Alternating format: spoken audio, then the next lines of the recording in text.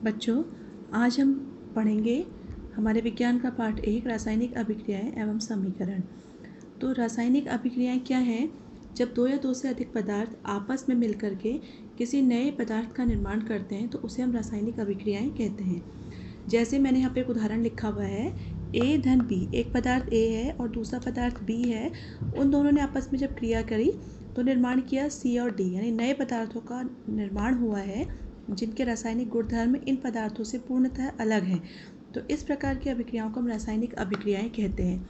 रासायनिक अभिक्रिया में भाग लेने वाले पदार्थ, इन्होंने रासायनिक अभिक्रिया प्रारंभ की तो इन्हें हम अभिकारक कहते हैं, यानी अभिक्रिया करने वाले पदार्थ। और जो अंत में हमें मिले हैं, जो उत्पन्न हुए हैं, इन्हें हम लोग उत्पाद कहते हैं।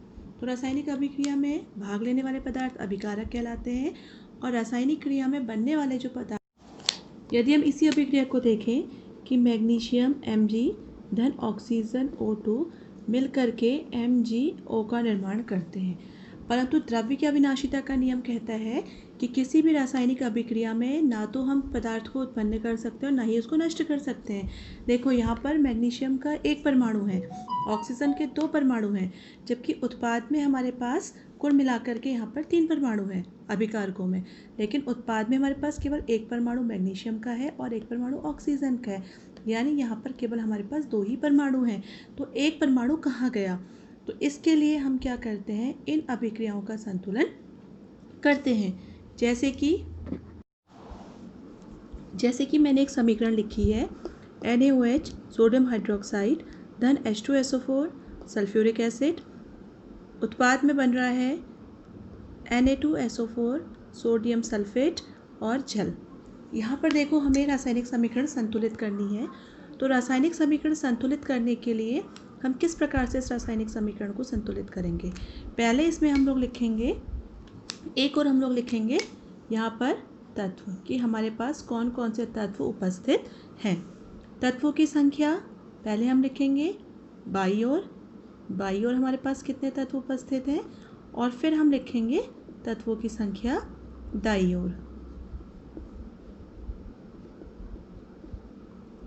इस तरह से हम एक सारणी का निर्माण करेंगे।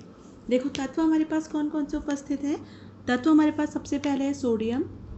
सबसे पहले हम धातुओं को लेंगे, उसके बाद हमारे पास है अधातु में सबसे पहले इसमें दूसरी फिर है सल्फर, उसके बाद हम लेंगे ऑक्सीजन और अंत में हम लोग लेंगे हाइड्रोजन।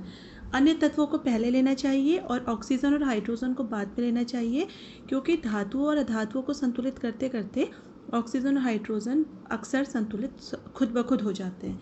अब देखो हम लोग बाई ओर कैसे संख्या का संतुलन करेंगे। बाई ओर हमारा जो सोडियम है उसकी संख्या कितनी है?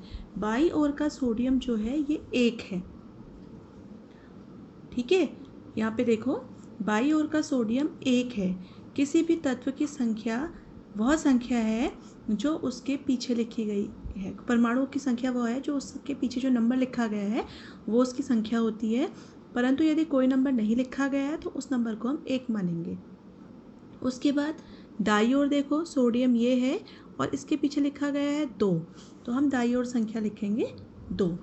इसके बाद है सल्फर। सल्फर की बाईं ओर संख्या है 1, केवल देखो सल्फर ये है, इसके आगे पीछे कोई अंक नहीं है तो हम यहाँ पर लिखेंगे 1। और दाईं ओर सल्फर है ये, इसके भी आगे पीछे कोई अंक नहीं है तो इसे भी हम संख्या देंगे 1। इसके बाद आता है हमारा ऑक्सीजन।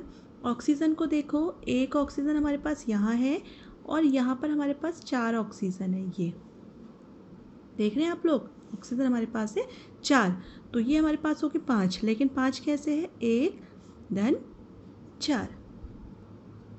हो सकता है हमें संतुलन यहाँ करना पड़े और ये भी हो सकता है हमें संतुलन यहाँ करना पड़े, तो हम दोनों संख्याओं को अलग अलग ही लिखेंगे। अब हम अपनी दाईं ओर आते हैं। दाईं ओर ऑक्सीजन की संख्या देखो, ऑक्सीजन के साथ अंक लिखा है 4, तो यहाँ पर संख्या होगी 4 और धन के बाद है 1। इन्हें हम मिक्स नहीं करेंगे, धन वाली संख्याओं को हम मिक्स नहीं करेंगे। इसके बाद हाइड्रोजन की बारी आती है। हाइड्रोजन यहाँ पर है 1 और यहाँ पर है 2 यानी 3, 1 धन 2 यानी 3, और यहाँ पर है केवल 2।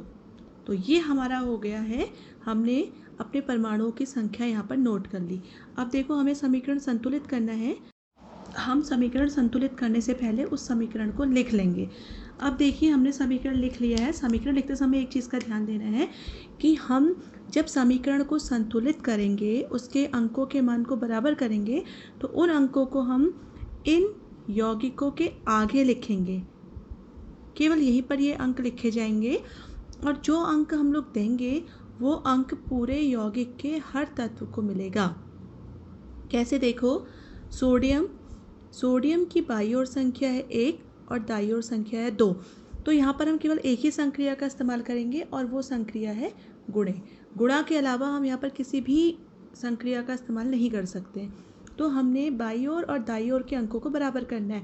किस विधि के द्वारा? केवल गुणा के द्वारा। अब कैसे हम बराबर करेंगे? दाईं ओर हमारा है 2 और बाईं ओर है हमारा 1। तो 1 को हमें 2 बनाना है। हम ज़्यादा को कम नहीं करेंगे, हम कम को ज़्यादा करेंगे। तो 1 को हमें 2 बनाना है। 1 को 2 बनाने के लिए गुणा की विधि से हमारे पास बहुत आसान होता है। 1 को हम 2 से गुणा कर दें। बाईं ओर के सोडियम को 2 से गुणा करो। बाईं ओर के सोडियम को 2 से गुणा करो, आगे लिखना है। लेकिन इसी के साथ एक क्रिया और हुई। जैसे ही हमने बाईं ओर के सोडियम को 2 से गुणा किया, साथ ही साथ ये वाला ऑक्सीजन यानी ये वाला ऑक्सीजन और ये वाला हाइड्रोजन, एक यानी ये वाला हाइड्रोजन भी 2 से स्वतः ही गुणा हो गया। स्वतः अपने आप गुणा हो गया, क्योंकि पहले वाला अंक जो होता है वो पूरा यौगिक है, ये इतना, इस पूरे यौगिक का ये होगा। इसके बाद आते हैं अगले तत्व पे। अगला तत्व है हमारा सल्फर। सल्फर देखिए यहाँ भी एक है और यहाँ भी एक है, ये पहले से ही संतुलित है, तो इसे हम लोग अभी नहीं छेड़ेंगे। अब आते हैं हम ऑक्सीजन पे। ऑक्सीजन की संख्या को यदि हम देखें तो ये संख्या अब हो गई है 2 धन 4। 2 कैसे देखो, 2 धन 4 यानी कुल 6। और इधर ये संख्या देखी जाए तो ये संख्या है 4 धन 1 यानी 5। तो हम क्या करेंगे, हमें इस 1 को यहाँ पे 2 किया गया था, यहाँ पे भी हम इस 1 को 2 कर लेंगे। कैसे? गुणा करके, केवल गुणा किया जाएगा इस 1 को। 1 गुणा 2, तो ये हो गया 1 दूने 2 और धन 4 यानी 2 धन 4 6।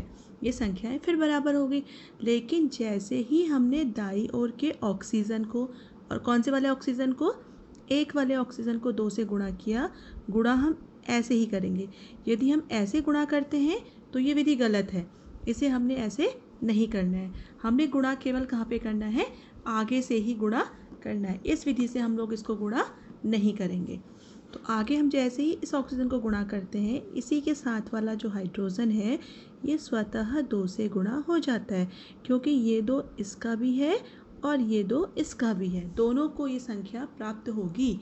अब तो 2 धन 4 6, 4 धन 2 6, तो ये हमारा ऑक्सीजन भी संतुलित हो गया। इसके बाद अंतिम तत्व हमारे पास जो है वो हाइड्रोजन है। अंतिम परमाणु, हाइड्रोजन के कितने परमाणु उपस्थित है? 2 एकम 2 धन 2, 2 धन 2 4 और 2 दूनी 4, तो ये भी स्वतः संतुलित है। तो नई संतुलित रासायनिक समीकरण हमारे पास है 2NaOH धन, इसमें कोई परिवर्तन नहीं आया, कोई भी चेंज नहीं आया। इस वाली संख्या में भी कोई परिवर्तन नहीं आया, धन 2H2O। ये हमारी है संतुलित समीकरण। चलिए देखते एक नया उदाहरण समीकरण संतुलन का। BaCl2 धन H2SO4। उत्पाद पे हमें बन मिल रहा है BaSO4 धन HCl। Barium chloride, sulphuric acid, barium sulphate और हाइड्रोक्लोरिक एसिड। इस समीकरण को हमें संतुलित करना है, तो उसी विधि से हम संतुलित करेंगे। सबसे पहले हम लोग लिखेंगे तत्व हमारे पास यहाँ पे धातु सबसे पहले है बेरियम, उसके बाद अधातु हमारे पास है क्लोरीन, उसके बाद हमारे पास है सल्फर। देखो हम एक ही ओर से तत्व अगर उतार लेते हैं तो दूसरी ओर भी वही तत्व होते हैं। जो तत्व हमारे बाईं ओर होंगे वही तत्व हमारे दाईं ओर भी होंगे। सल्फर, लास्ट में ऑक्सीजन और उसके बाद है हाइड्रोजन। अब हम लोग इसमें देखेंगे कि कहाँ पर कौन से तत्व कितनी संख्या में, तत्व के परमाणु कितने परमाणु उपस्थित हैं।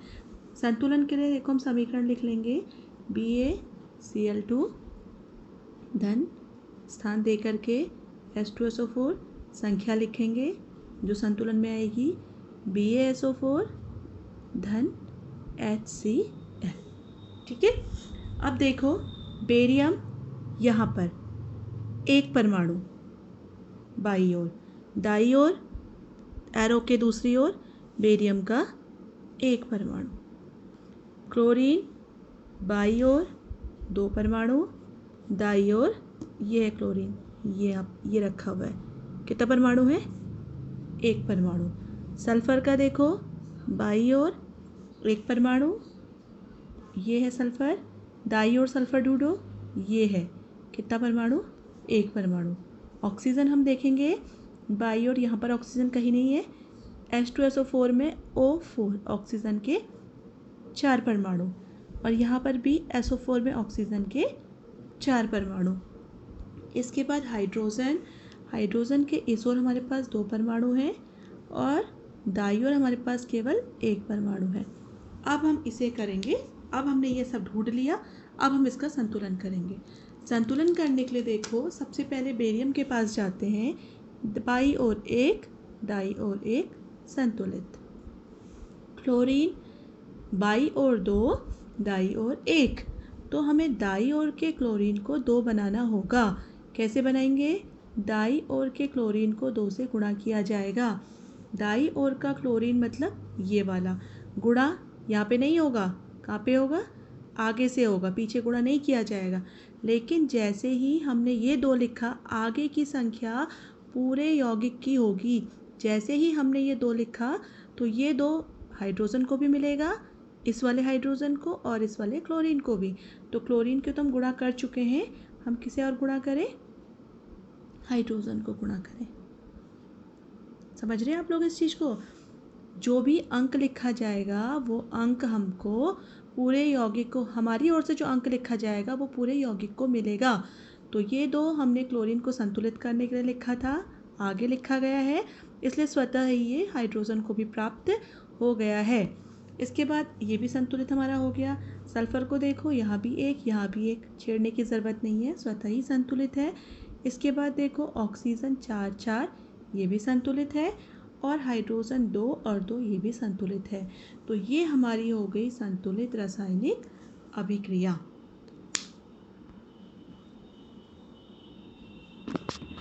आपकी किताब में दी हुई अन्य अभिक्रियाओं का आप अभ्यास करेंगे और जो अभिक्रिया आपके समझ में नहीं आएगी वो अभिक्रिया आप लोग मुझसे पूछेंगे, फिर मैं उसको आपको बना के बताऊंगी कि कैसे संतुलित की जाएगी।